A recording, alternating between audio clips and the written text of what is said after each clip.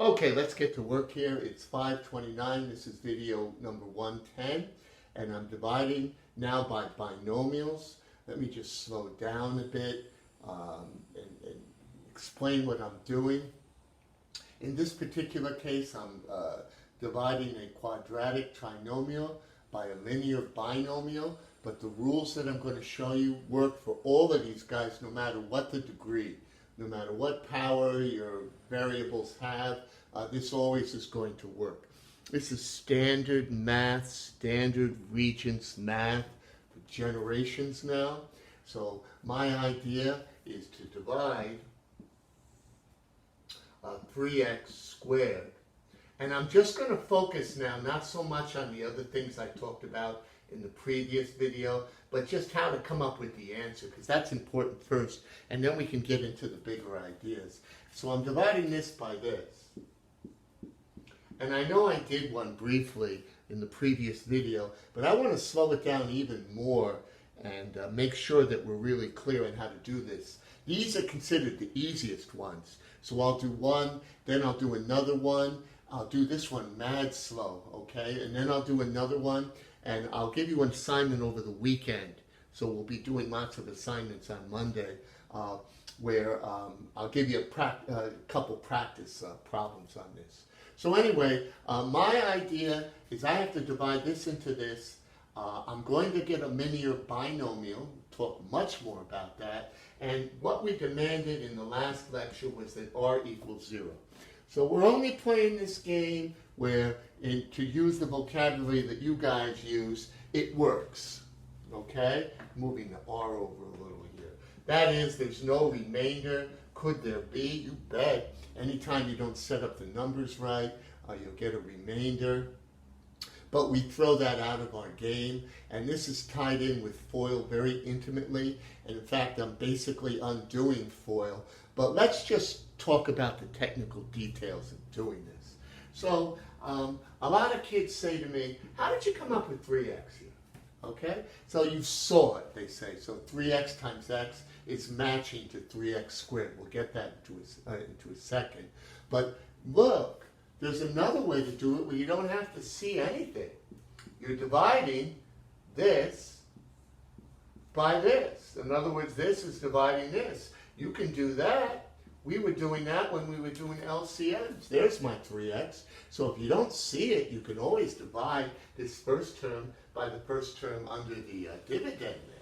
So let's erase this for a second and show you that I think it's better for you. It's easier in the long run to see that you want to match this. You want to absolutely match this because you're planning to subtract and you want the x squared to go away. And the game is, if the x squares go away, do the x's and the numbers go away? If they do, the remainder will be 0, and that's the game we're going to play now.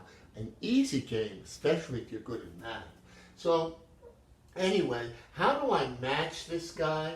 Well, 3x times x equals 3x squared. So he's matched it. But this is a binomial. It's not a monomial. So now I have to go to the next one. So I matched it to start. Now this comes up to plus 9x.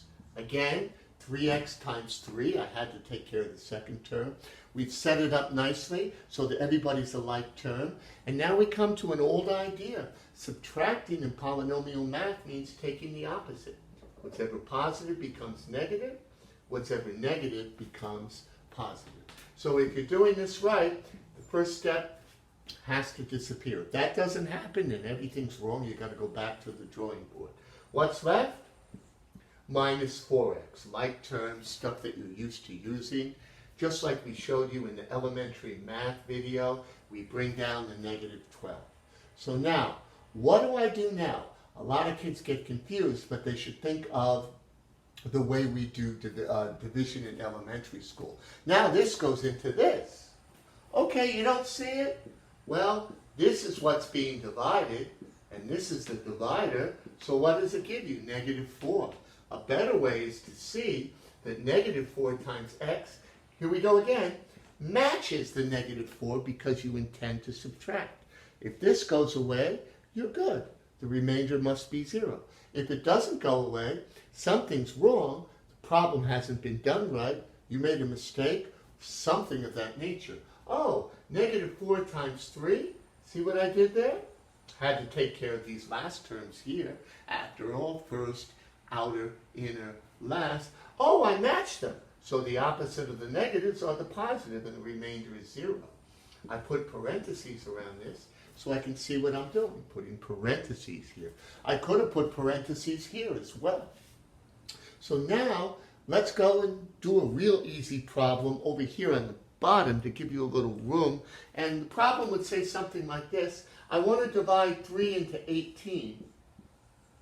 And I see that 3 goes into 18 six times. 6 times 3 is 18, and when I subtract, just like this math up here, I'm getting a remainder of 0. So that means that 6 times 3 must equal 18. You should think about what I just did there.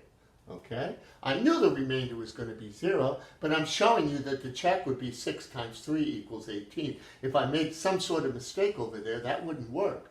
Well, the same thing is true over here.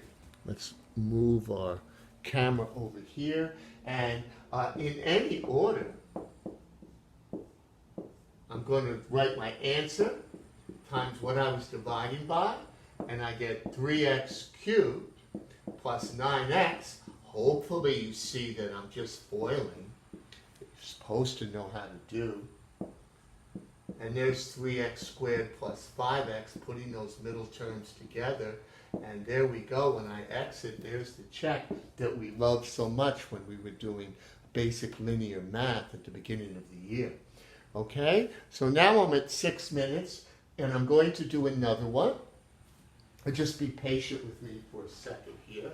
And I'm going to go maybe a little faster, okay? And I'll give you some some assignments to do over the weekend, okay? Because we're winding up on the year anyway, and those kids were working hard. I want to give them work. They deserve it. And here we go. I'm just cleaning the board, and I have to dry it as well because the marker won't work if I don't do that.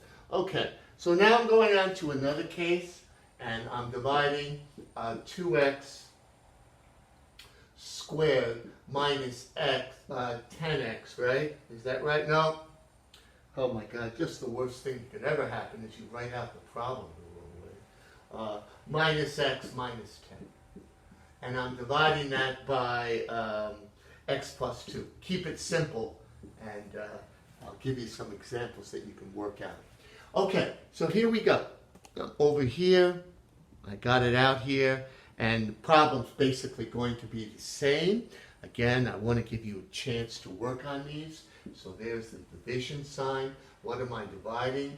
2x squared minus x minus 10. What am I dividing by? X plus 2. How do I start? How do I start? Well, you could divide 2x squared by x and get 2x. Or even better, you could see that 2x works. 2x times x is 2x squared. Why did I do that? I need to match it. I'm just going from one side to the other, just like 6, 3, and 18. Okay? Whoops, it's a binomial. I got to do this guy. So that's plus 4. Everybody see that? Okay. Now I subtract. That's been explained to you. In polynomial math, subtraction is taking the opposite sign. And this must go away by definition. We talked about that. And negative 1 and negative 4, there's an x here. Sorry about that. Comes out to negative 5, and I bring down the negative 10. Pause. Some kids get stuck here. Maybe they get the first step, and then they're a little stuck with the second step. Okay, so now I'm going to divide x by negative 5. X. So there's negative 5x. There's x. What's left? Negative 5. Alternate way of doing it, just match this guy. What's going to match him? Negative 5 times x works. There's the match. If it matches here, the remainder is 0. If it doesn't match, the remainder is not 0. So there we go. Negative 5 times 2 is negative 10. Subtract, which in this case means add. The remainder is 0. Everybody see what I'm doing? I'm just focusing on one thing now, okay? And now I turn the attention over here to the check, and all you have to do is foil. Usually most kids, when they practice this for a while, they see that if the remainder is 0, they got the correct answer. Especially these problems can get very complicated. I don't know if we want to do that this year. And there's 2x squared, there's minus 5x, okay? There's plus 4x. I'm doing it in my head, as I told you when I first taught you this.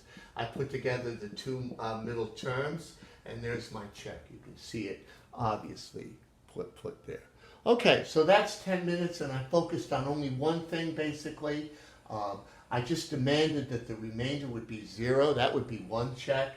I checked using FOIL, and really I showed you the analogy to the numbers. So I'll send you an assignment, okay, for the weekend that has some of these problems in it, not a lot, and then I can do that on Monday as well as the soup can one. Okay.